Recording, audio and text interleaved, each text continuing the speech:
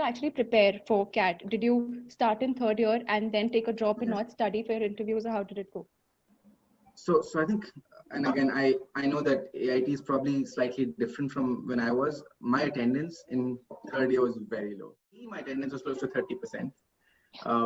And I think B was not very different from where you are, Naman, so I won't give that number. But if I think about, so that made a lot of difference. So from a prep perspective, Shweta, I think I literally started, if I think about, so I gave the CAT in 2008, or I took the CAT, whatever the right term is. I think I started preparing at the end of my second year. So around the time when do we still do PLs, prep leads, before, before exams?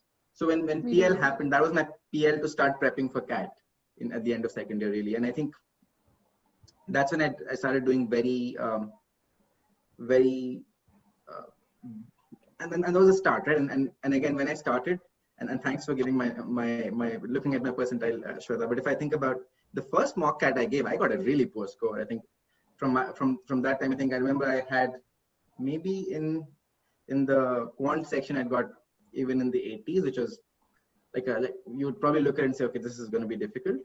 And that's why I said the important thing is to prep, to get that test, to be test ready. It's a bit like, and I know cricket is a sport which I think a lot of our viewers will understand, right?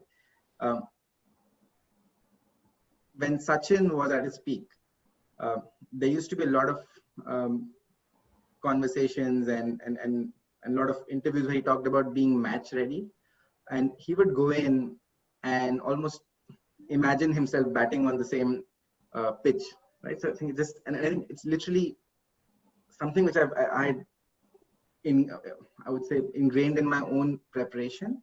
So similarly for CAT, making sure you treat every mock CAT or every test that you're doing in the same way. You can obviously do tests in your own room at some point, which I used to do as well, and under the same conditions. So that being the test ready part was, I think, very, very important.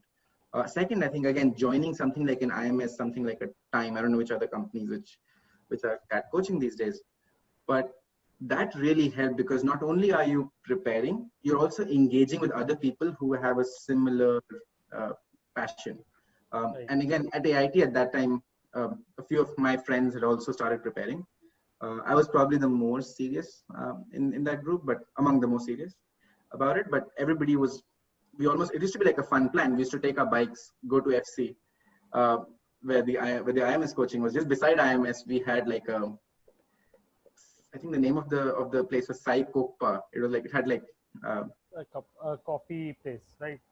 Like a coffee place. There was also like I think if you've seen, FC has those Vadeshwar and all those different South Indian delicacies, but also there was a place where you got, so we used to make a plan out of it. And then, in fact, quite often I had to, it was a good way to almost create a bit of a social element around that prep. So I think that was key. So just literally, if I take it back, so starting off with making sure you're testing, and I think the term testing, of course, I can't stress on it enough.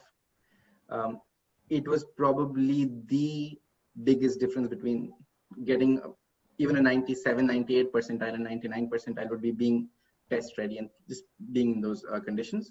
And second, from a prep perspective, the more you can get time with, make it fun, it's a lot more easy to get.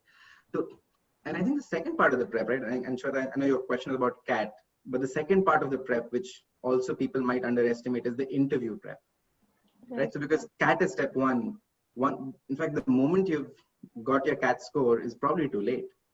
Depends on when CAT happens. When we did it, I did CAT in 2008 November. Yes, it still is in November. We still usually have it in the, in the second quarter I'm saying, in the third week or the fourth week of November. Right?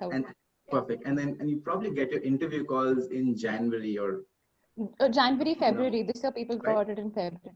Right, exactly. And I think you have, once you know that you're getting interview calls, you probably have a month to prep, maybe 2 months to prep. I would say you should start the day you've gone and given your CAT exam. The next day you should start preparing for interviews. So that I think made a lot of difference as well. Right. So at this point in time, did you also prepare for your BEs? Because usually, the time when you start, it's high time, when you actually have to prep for CAT, which is usually, let's say, June to September, October, November, is also the time when companies visit the college. So did Yes. you sit for those companies, or did you just focus Yeah. on CAT solely? So I think, and that's why I think I focused only on CAT. So I knew that. So I was also lucky that TCS had come early. So TCS had come in at the end of my TE, just the beginning of my BE. So I had the TCS offer, which was Right. like my backup in case I didn't get. But again, that was pretty much like a conversation. It was not. There was no real coding or anything required in those interviews. But I think to be fully successful, you have to put in a lot more, assuming you're not going to prep for the BE as much. Of course, just before the exam, you have to put in a bit to make sure that you're at least getting a decent score.